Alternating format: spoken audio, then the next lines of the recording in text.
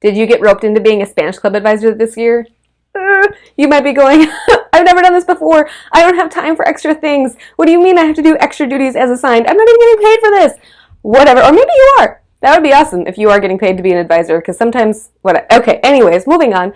If you are a new Spanish club advisor this year and you're going, I don't know what to do with my students, I have no ideas, let me share 10 events that you can use throughout the year with your Spanish club and everything that you need to make them happen. Are you ready? Let's go. Hey, my name is Ashley, aka Señorita Spanish, where I provide easy-to-use resources to save you time and energy while you're lesson planning or planning, because these aren't exactly lessons. If you're new here, I just want to make sure that you know that links to everything that I mentioned are going to be down in the description box below this video. Let's get right into it. So the way that I set this up is that there are 10 events you can do with your students throughout the year, like one a month. And I did kind of plan where I think they would fall in the year. So there are some seasonal things that I think make sense to do and that sort of stuff. Some of them you might look at and say like, I don't really want to do that. That's fine. There's a few in here that are repeatable, so they would be easy to say, okay, we did this once and it was a great turnout. We had great success. You could do that again. I've got a few of those where I give you a few different ways you could repeat it. So we'll get into that too. So when you first download the file, it comes with something like this, and that's just kind of my welcome packet. It's got everything that you need, so that way you really don't have to think about this too much, right? You already have a ton of things going on. It's got editable event posters, so that way when you say, hey, we're going to do this event, this is the room, this is the time, you just tweak that little piece of information, boom, advertising done. It also has a cost breakdown, material setup instructions, and a sign-in sheet for each event. Sometimes schools require you to keep track of who shows up, like maybe you're doing club time during an advisory time, or maybe it's after school and students aren't supposed to just be wandering the halls, they need to be accounted for. So if that's you, there are sign-in sheets included just for ease. And then of course printable and digital materials to help you facilitate the various events that I've got planned for you. So just to note, there are a few events that require additional materials beyond what I can give you in a digital download, right? If it's a snack day, you're gonna have to go pick up some snacks or send somebody to go pick up snacks. Or if it's a movie, you're gonna have to rent one from the library, or maybe you have some at home that would be perfect for this. But we'll get into that sort of thing, okay? Oh, and if your school gave you this role without really asking, told you to do this, and doesn't give you funding, make sure you check out my blog post here on 10 different fundraiser ideas you can do with your Spanish club, because I don't think it's fair for you to be told to do this position, not be given funding, and then have them expect you to use your own money.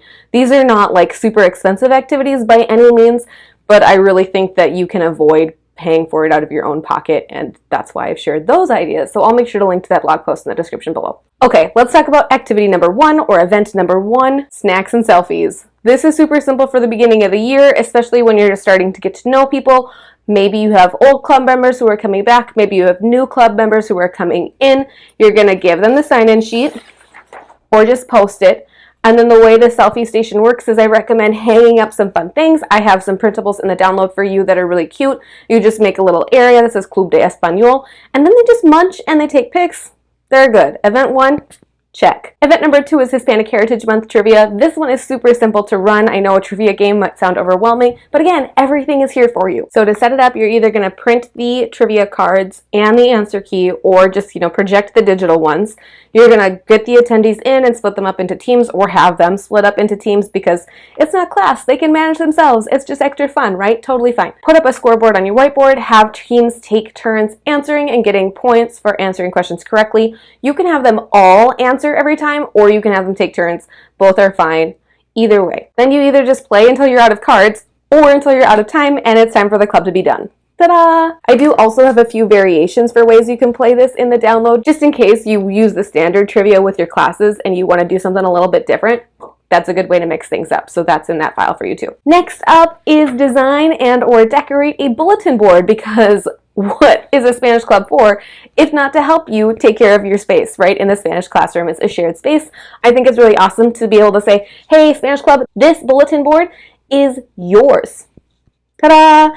You can have them work together, or you can split them up and say, okay, we've got 4 bulletin boards, we've got 20 kids, 5 kids to a board, boom, done, right? You can have them do it that way. There's a few different materials and ideas here. Next event is to design a club t-shirt, and you can do this a couple of different ways. So you can give them a blank sheet of paper and just have them draw a t-shirt. You can give them one from the download that's got just a blank t-shirt on that and have them draw a design. It could be funny, it could be cute. I love seeing what they come up with, right? They're super creative. So if you wanted to, you can even get their designs made. You could have them vote on their favorite, or you could just pick one and then get them printed and shipped to you.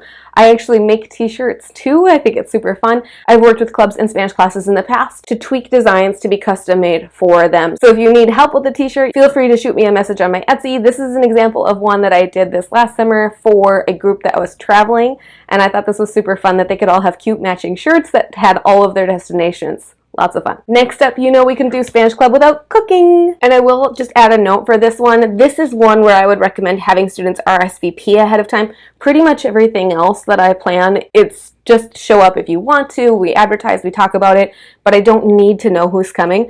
When you're doing food, you kind of want to know so that way you don't have a ton extra, you don't run out, that sort of thing. So there's that. I did include recipes and recipe cards for them to print and then refer to as they're working, but all of the recipes I included, they don't require any sort of extra materials. Like there's no heat, there's no blender, you don't need access to a kitchen, so that way you can do it no matter what your school has available for you.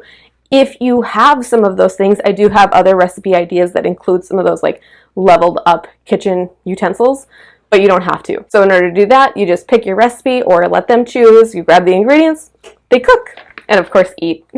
Next activity is actually something we used to do when I was in Spanish Club in college, which is just café y charlar. It's super simple and it's exactly what it sounds like, only you don't have to have coffee if you don't want your kids to have coffee or if they're not allowed to or whatever. It can be any hot beverage, and it can be a cold beverage, right? Just come, sit, hang out, chat, whatever. This is a fun one to do before school if you wanted to have coffee. When you do café y charlar, depending on your students and just kind of the feel of the club and how comfortable they are with each other, sometimes it's nice to do things with students to help them with their conversation, right? I have a few different links for like conversation generators, like a game to help them talk and like that sort of stuff, because sometimes it's nice to do an option where it's like, okay, we're gonna hang out and chat, but that way you don't have everybody just sitting there staring at each other going, what do we talk about, right? So giving them some options to talk about is a good support. Okay, next up is to take a virtual field trip. And this is super simple, and I love taking virtual field trips. We've talked about it before on my channel for sure, but you could do this as a whole Spanish Club activity, or you can have them do it like in groups or pairs, or you can just have them do it by themselves and just explore. Totally up to you, and you'll probably have a mix of students and what they prefer. The Spanish Club Advisor download includes a virtual field trip to explore Equatorial Guinea. I think that's a great country to learn more about, and it's something that you may or may not include in your regular curriculum.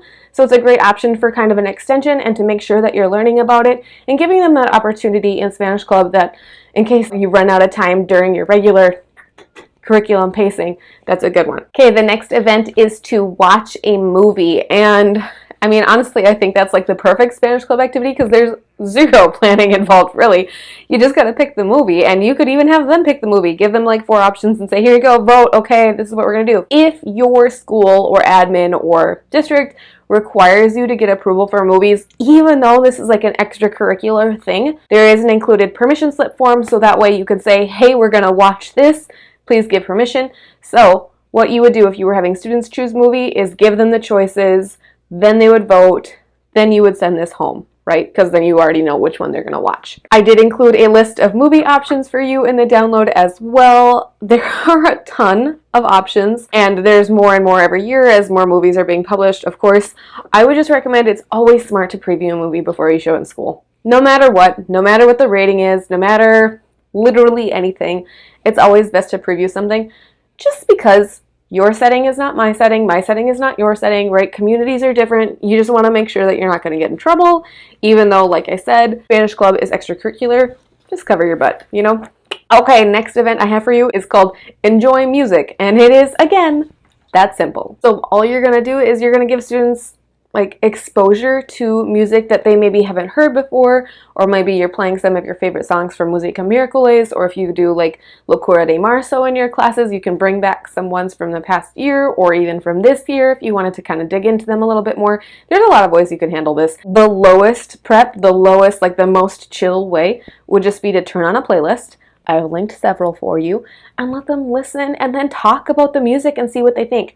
If they need help or like support for talking about music, I do have a handout here too, so that they can just kind of listen and then rate them. What do they think? And then, right, music people really like to share their opinions about, and they feel pretty strongly about them, so it's a good conversation starter. It's a good club activity because they're gonna react differently to the different songs that you play for them. Last but not least, we are on the last activity for the year, and it's just make a Spanish review game, which is super fun. There's a lot of different ways you could do this. You could do this digitally, which I have resources included for you, or you could do a printable review game where they like design a board game. Both are super fun options. Both involve students working like either alone or with group members, because it's nice to give them that choice. Once they're done making their games, of course they can trade and play each other's games. Super fun. Or you can have them bring in their finished games to their Spanish classes to play as a fast finisher, or maybe just a review game day. Either way. So there you have it. That's 10 different Spanish club activities you could do. So that way you could do hopefully one each month throughout the year. Like I said, I have all the materials and resources that you need available in one download for you. So you can go ahead and check that out at the link below if you'd like. If you'd like to have meetings more than once a month, make sure you check out my video here with 20 Spanish club activity ideas to help you out. Either way, I hope this video has been helpful for you, especially if you just found yourself in the role of Spanish club advisor, thrown into that position. I want to make this as easy as possible for you. So if you need anything or if you have any questions, make sure you just drop me a comment down below and I will help you out as much as I can. Thanks so much for watching. I'll see you in the next one. Bye.